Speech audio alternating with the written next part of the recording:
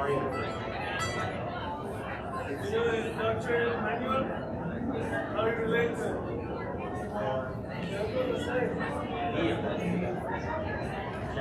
David Norman.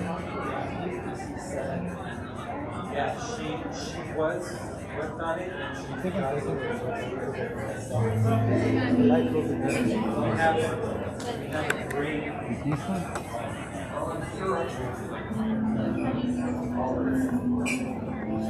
So I've got to decide where I'm going. Doing well, doing well.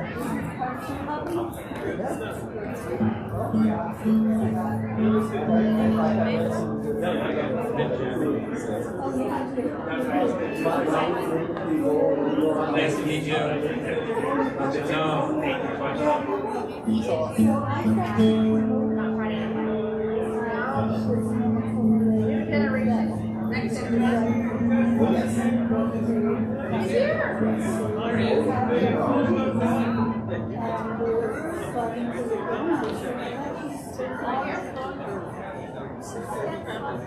We're going to welcome people in this way. Hey guys. Shabbat Shalom. How are you guys? Shabbat Shalom. I'm sure nice to have you join. You're going to hear some really great music right here. That is right. Good. Take notes. Mental notes. How are you?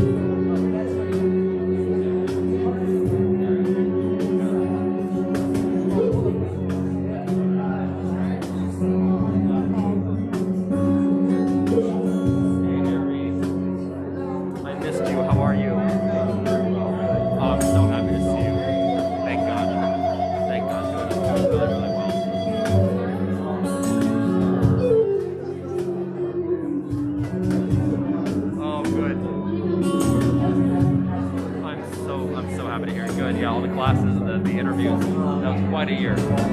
Quite a year. Have you been tuning into the services too? I'm so glad. You're going to come as well? Are you going to come as well? What do you think?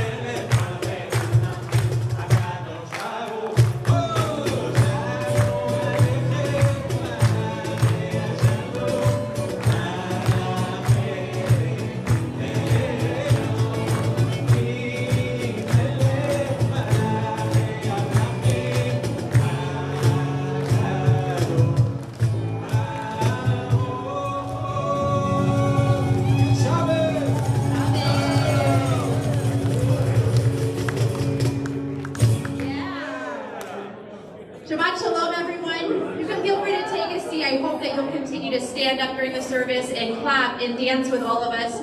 Just for a quick moment, I want to reintroduce myself. I'm Rabbi Guzik. I'm one of the rabbis here at Sinai Temple. And we were just saying how thrilling it is. Our hearts are full knowing that we are able to come back together for the Ted and Hedy, Orden and family Friday Night Live. We are so thrilled to have all of you. And we just want to remember that during the pandemic, it was actually hard for us to think about when we would be able to come back together as a young professional community, as a larger community, and have a team regain its presence in Sinai Temple and in Los Angeles. We would create these ideas of a mikdash me'at, a little synagogue within our homes virtually. And for the first time, it was difficult to imagine when we would be back in this space again. But we are back. We are back. And I want to introduce our AT director, Brianna Van Aaron. So I'm going to have her stand for a moment. Because it's really due to Brianna that we're back in this space again. So thank you to Brianna. And now I'm just going to give you permission to relax, to take a deep breath, or let that breath out, and just enjoy Shabbat. We deserve to be together, to connect with God, and have a sense of Shabbat re-enter our lives. L'chu neranena, I think page 27. Thank you, Rabbi. I just wanted to say that it's really meaningful for me to be here. Actually, I was just talking to Rabbi Nicole at the beginning, and I realized that the first time I ever played an instrument in shul on Shabbat was at Sinai Temple. A guy named Craig Taubman, a really special musician, called me up kind of out of the blue, introduced himself and said, "Hey, you have to come to this thing. Just come, bring your guitar, don't worry about anything." And it was really special. The way I grew up was we all sang in shul and we would bang on tables and clap our hands. So I really want to welcome everyone to clap your hands, bang on tables or chairs or whatever's close to you, and please sing with us as well. Some of the stuff we're playing maybe is less familiar, some more, but don't be shy. This is about singing together, and I'm so excited to be here, excited to be with this beautiful band. We'll introduce everyone throughout the night, and I just hope we have a really special, spiritual, moving experience.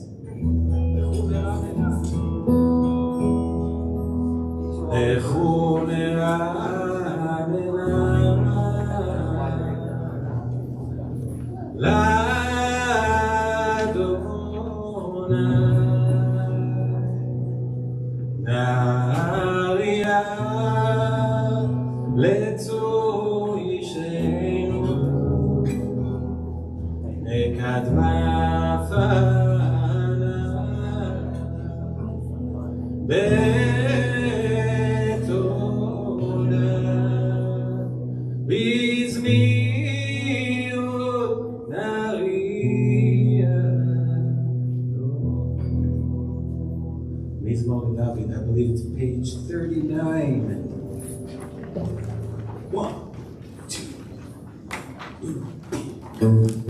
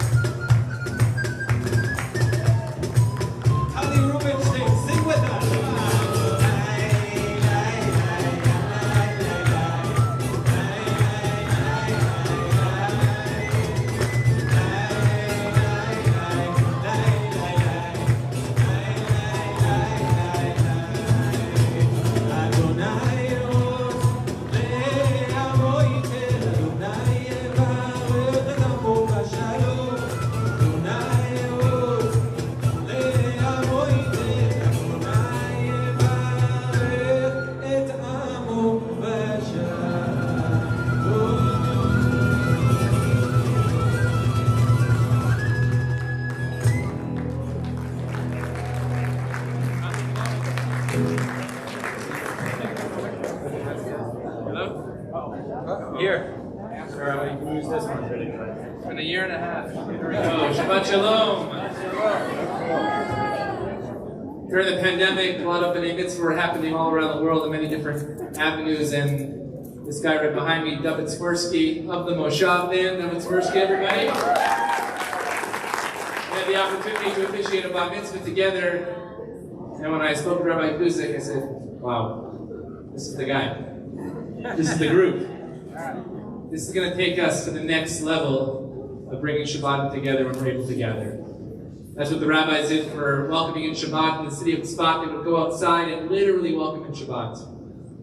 Not only spiritually, but physically bringing in the Shabbat bride.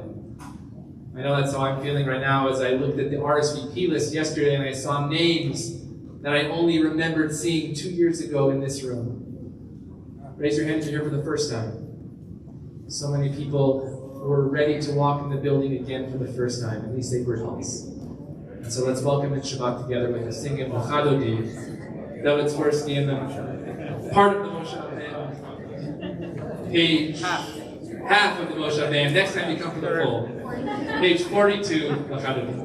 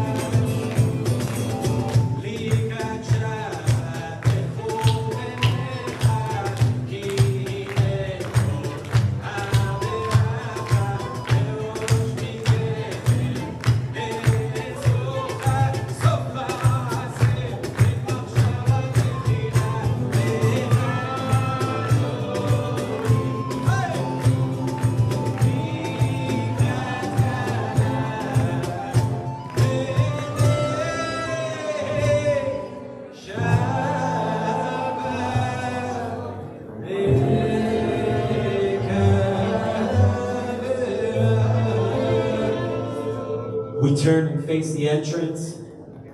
I think the entrance is that way, right, Rabbi? Is it that way? There's so many entrances here. We greet the Shabbat bride, Shabbat Kala. Oy v'shalom, ateret bala, gam b'simcha, u'b'tzor.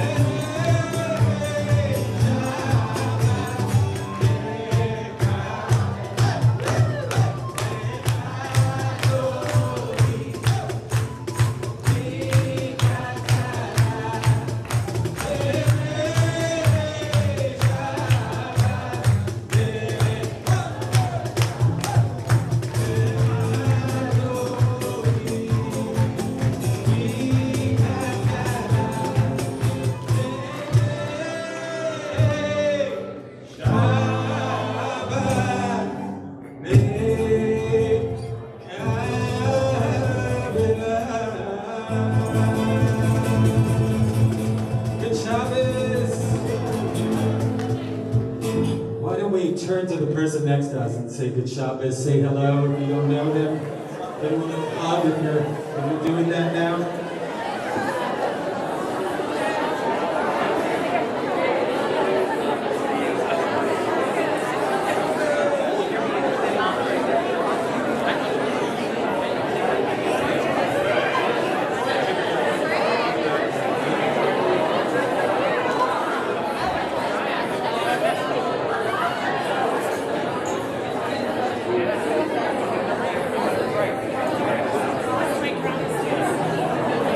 Shabbat is a time for storytelling, so I wanted to share a story that I came across this week and I thought it was quite touching. Shabbat's a time for stories of profound truths, so I wanted to share this one. The story goes that, and maybe some of you know who are from the East Coast, that there are some woohoos. I got some woohoos, okay. I'm from Orange County, so thank you. Okay. So the story goes that on the East Coast, as we all know, there are many bridges that connect to Manhattan. And there was one particular bridge in the early 1900s that was known for connecting from Westchester through the Bronx to Manhattan. And this bridge would go up and down in order to let boats, small and large, come through and circle Manhattan. And in 1904, something tragic happened because what used to occur when a train would want to go over a bridge, when the train was coming, clearly there had to be some kind of signal as to whether or not the bridge was up or down. And so when the bridge was up, meaning the train could not cross, that kind of indication was given by someone who was called the lantern swinger. Has anyone heard this before? The idea of a lantern swinger. And so when the bridge was up, the lantern swinger would hear the whistle of the train and would swing the lantern to give indication that the train should stop and shouldn't continue. So 1904 is the year, and what happens is tragic. A train comes and the train plunges into the water, and there's a huge trial. You can imagine. A huge uproar. Where was the lantern swinger? Of course, the blame should be put on him. And so he goes on trial, and for 6 months, this trial continues. And finally, in a last-ditch effort, the defendant says to the lantern swinger, "Get on the stand. I want people to hear your story." And he's very believable. They ask him over and over again, "Did you swing the lantern?" And he says, "I promise I swung the lantern. That's my job. I did it." And he's asked one more time, and his voice starts to quiver a little bit. "Oh, yes, I swung the lantern." And finally he's acquitted, and afterwards the defending lawyer goes up to him and says, "I know people's voices. I believe you, but why did you quiver in your voice?" And he said, "Well, the only question you asked me is whether or not I swung the lantern." And he said, "So I answered yes, because I swung the lantern. But no one ever asked me if the lantern was lit." And I wanted to share that story tonight because I think for so many days and nights of our life, we walk through this world with a lantern unlit. We are great managers of our lives. In fact, the storyteller uses that word. We are managers of our lives.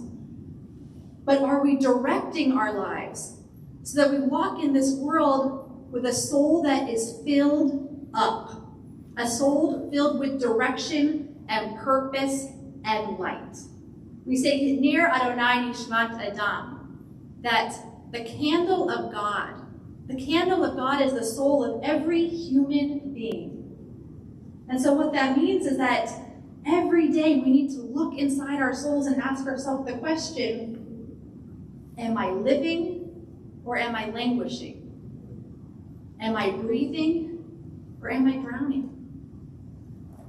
And so we have the opportunity to let this very moment be the time to ask ourselves the question. That's what Shabbat is, a time of stories and a time of question. Let yourself actually ask the question. And if you don't love the answer, maybe your lantern isn't fully lit, or maybe it's completely dark. Shabbat's the time to start planting sparks. Shabbat's the time to start planting seeds. And the way we begin our Shabbat is by lighting the Shabbat candles. So I hope that you'll open your lantern, you'll open your soul, and allow the light of Shabbat enter your spirit. I'll ask everyone to please rise as we light the Shabbat candles together.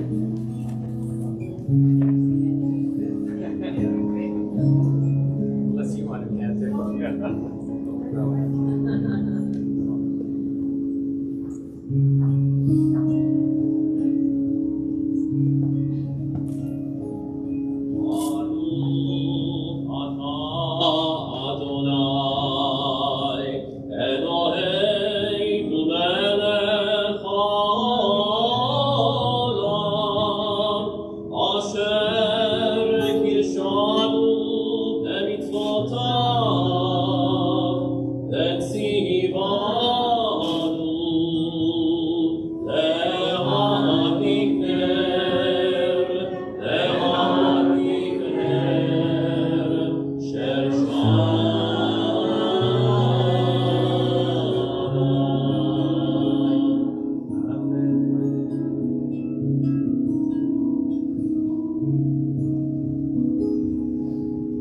Do you want to join us on this? I would be honored to. All right, we haven't rehearsed any of this, so please help But us. I want to say what an honor it is to be here, and the memory that I have from the pandemic is standing in the main sanctuary alone.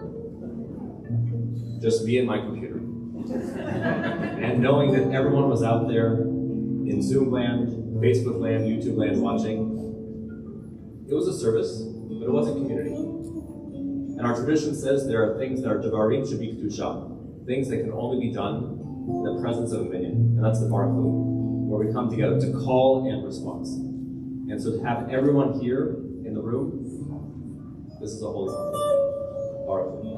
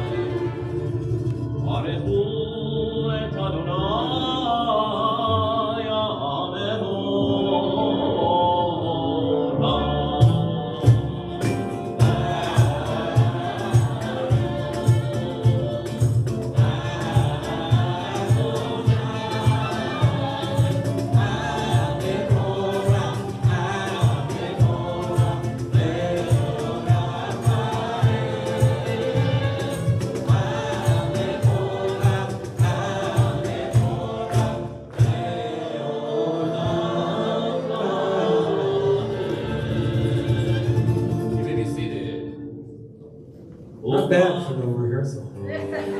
This one we rehearsed.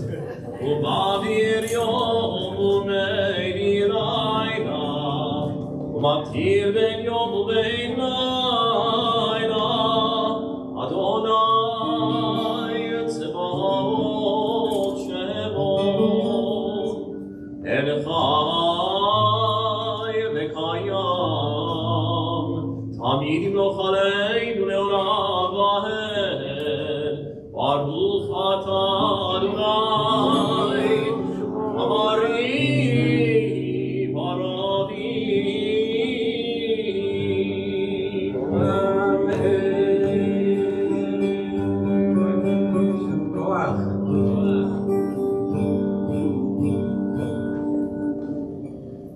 I love that one of our central prayers in Judaism is about listening. It's the Shema, which I feel is such an important thing in life. So, Shema together. Welcome to close your eyes. Shema Yisrael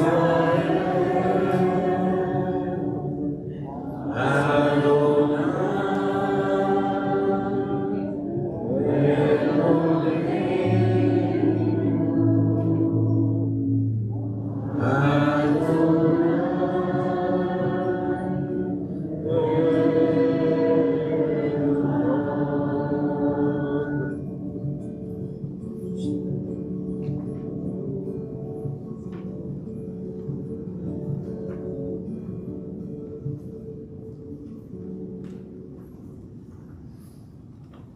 chant the Ve'ahavta together. Let's do it. What page are we on now? 64. Ve'ahavta et Adonai Elohecha b'chol levacha u'b'chol nafshecha u'b'chol me'odecha ve'hayu ha'dvarim ha'ele asher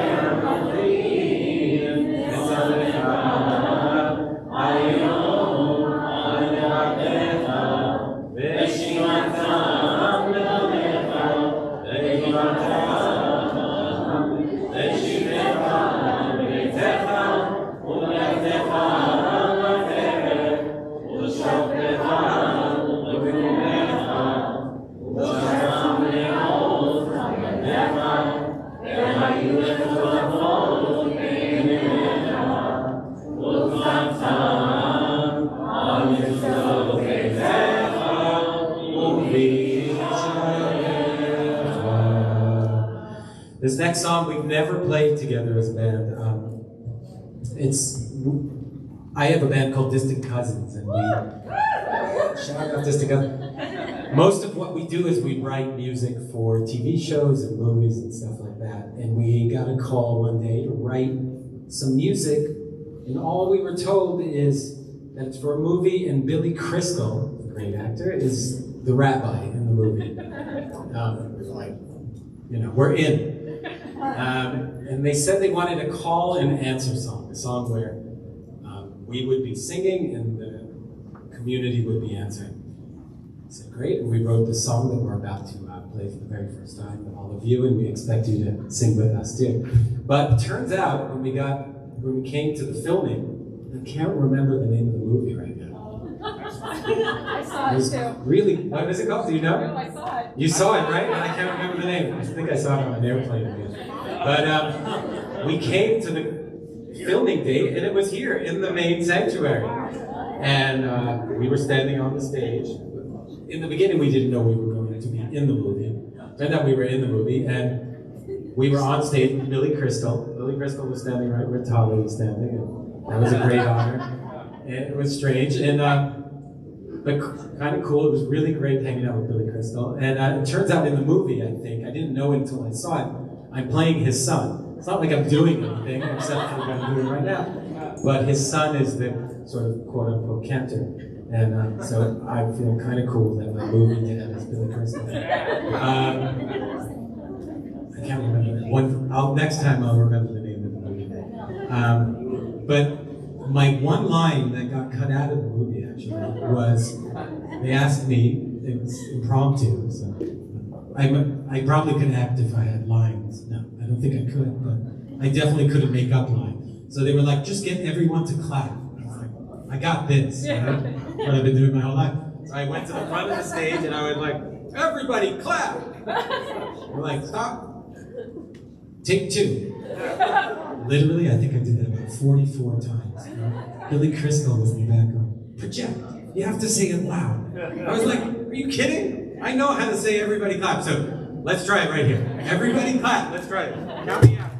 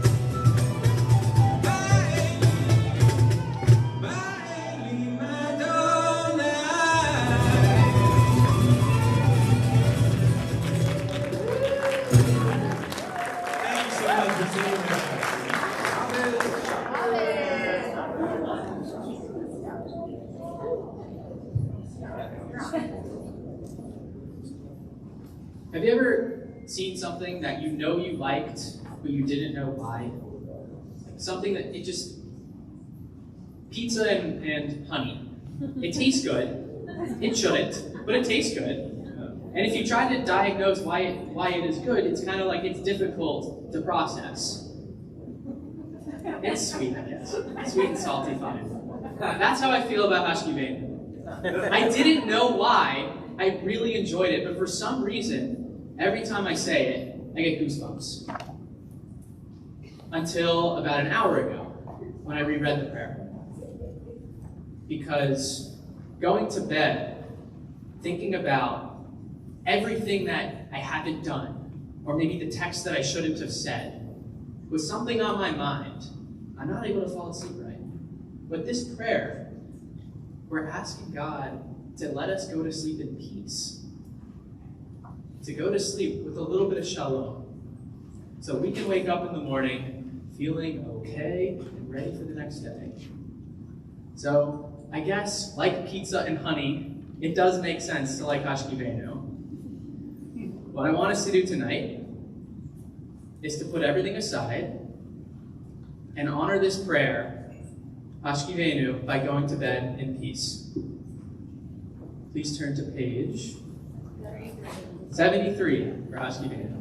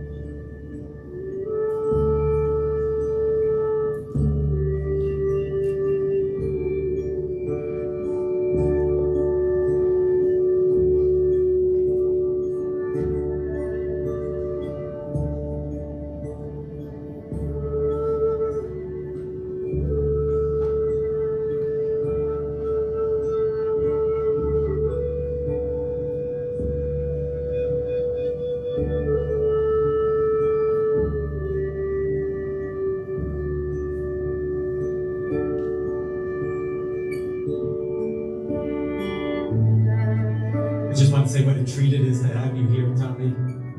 Grandma, she would be here very last minute, and such a treat to have you. Let's sing together. Hashkivenu Adonai, Eloheinu Shalom, Hamidenu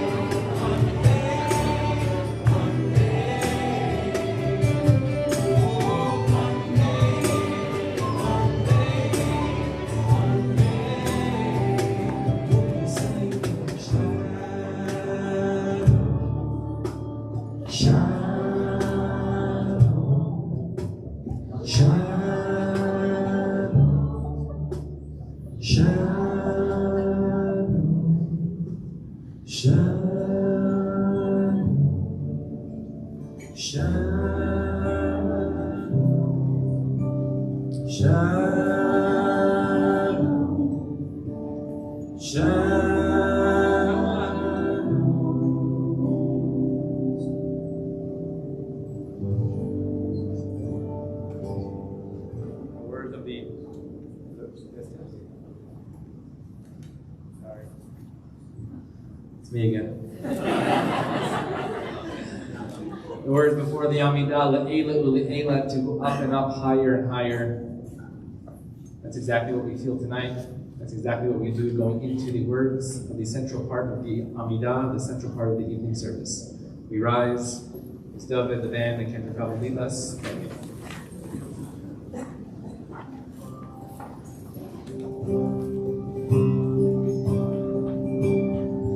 I wrote this song when I learned for the first time. I've been saying my whole life, I've been saying the Kaddish, and I learned that what Le'ela means is beyond. And I thought it was so amazing that the prayer that we say so often is talking about going beyond the words, beyond the songs, beyond the prayers, beyond the sort of circumstance that we find ourselves in every day, and trying to go beyond that. I thought that was very, very moving, and I feel like we write a song about it.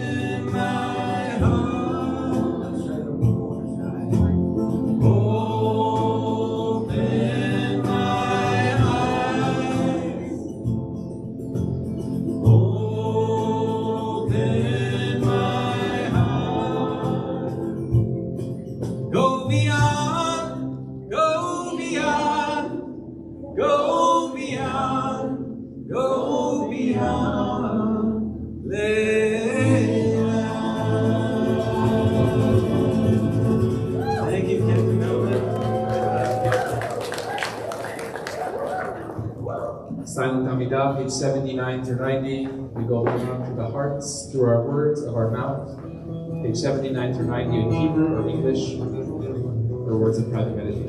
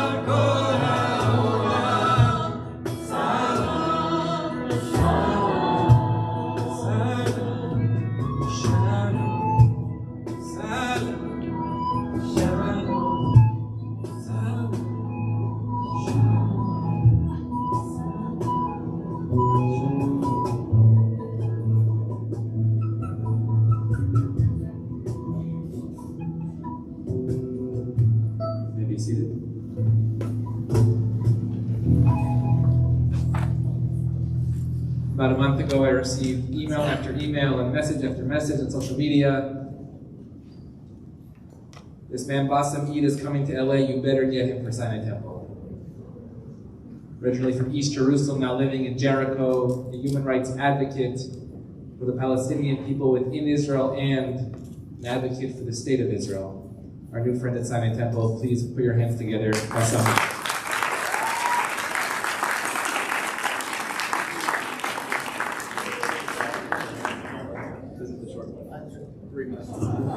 The long one's coming up. Yeah, I want again thank you very much and Shabbat Shalom to everybody.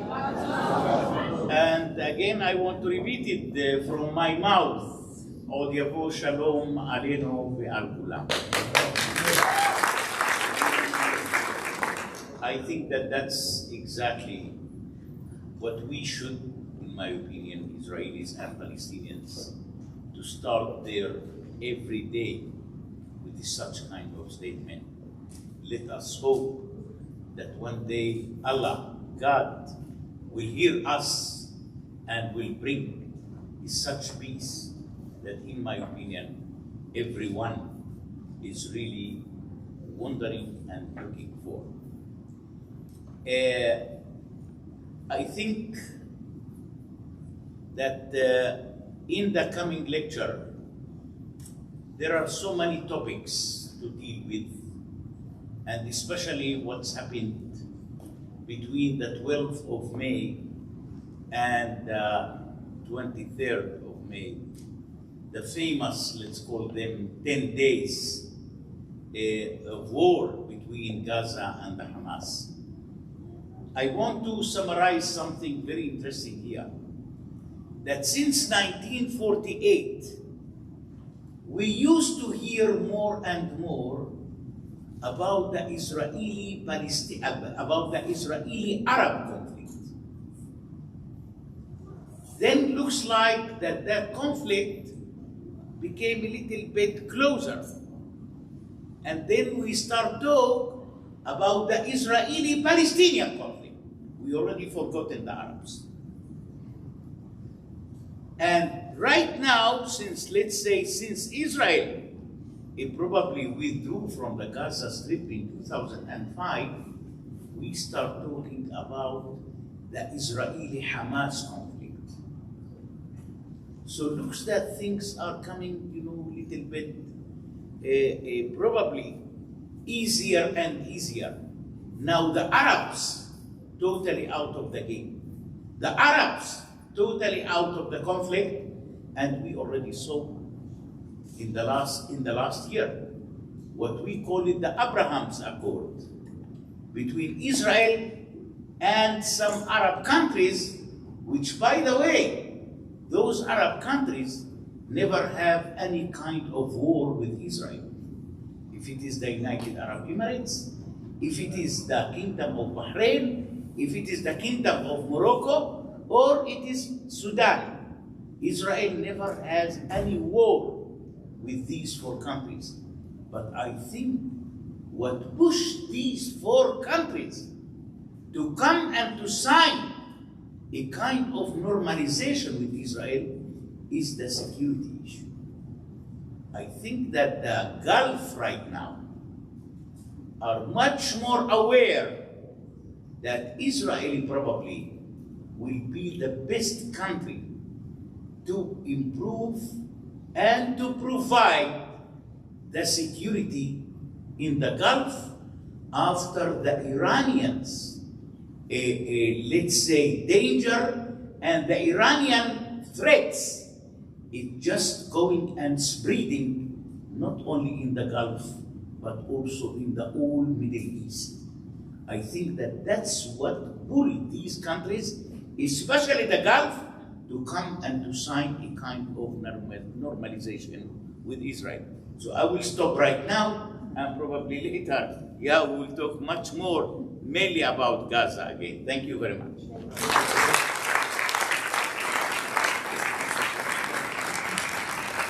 As an appetizer, please join us in Cone Chapel right after the service to hear more from our wonderful friend. I think he's having the most fun at the service of everybody. I've been watching you the whole time. We'll say Shalom in Ramav, God who brings peace unto heaven, bring peace unto all of us. Please join us in Song of Peace.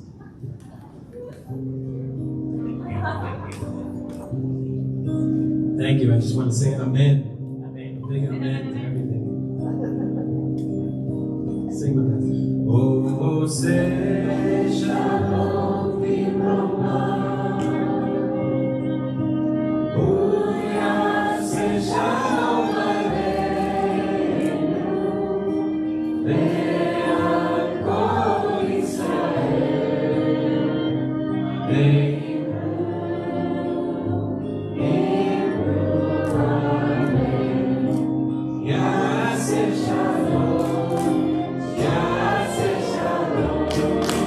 Shalom.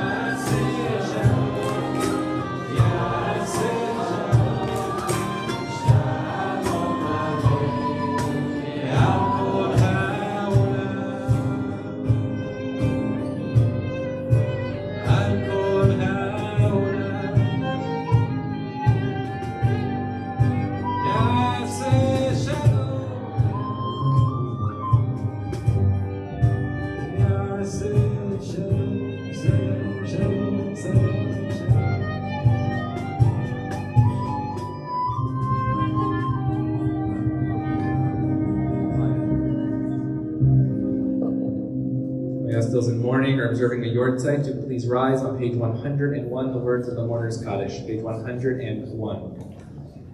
Yitkadal, Yitkadash, Shnei Rabbah, V'yalma Diberach, Hirutei, V'yamlich Malchutei, V'chayechon, V'yomechon, V'chayei, D'chol Beit Yisrael, V'agalam, V'zman Kari, V'maru, Amen. Yehei Shmei Rabbah Barach, V'yolam, V'yomechayim. Yitbarach, Yishtabach, Yipawar, Yitromam, Yitnasei, Yitadar, Yitaleh, Yitalal, Shemei, V'kudusha, V'richu. La'ela min kol birchata v'shirata, Dushbachata v'nechamata, Da'amira v'yalma v'maru, Amen. Yehei Shlama Rabba min Shemaya, V'chayim aleinu v'yal kol Yisrael v'maru, Amen. Osei shalom v'bramav, U'yasei shalom, aleinu. Yalkol Yisrael Maru. Amen. You may be seated. Final concluding story before we have a concluding psalm. And again, if you're joining us for the Vasavi lecture, we'll be in Cone Chapel right after, so mingle as you go so we can get started, so we can make sure we're on time. Last week I was in Boston. That was me saying move for the East Coast.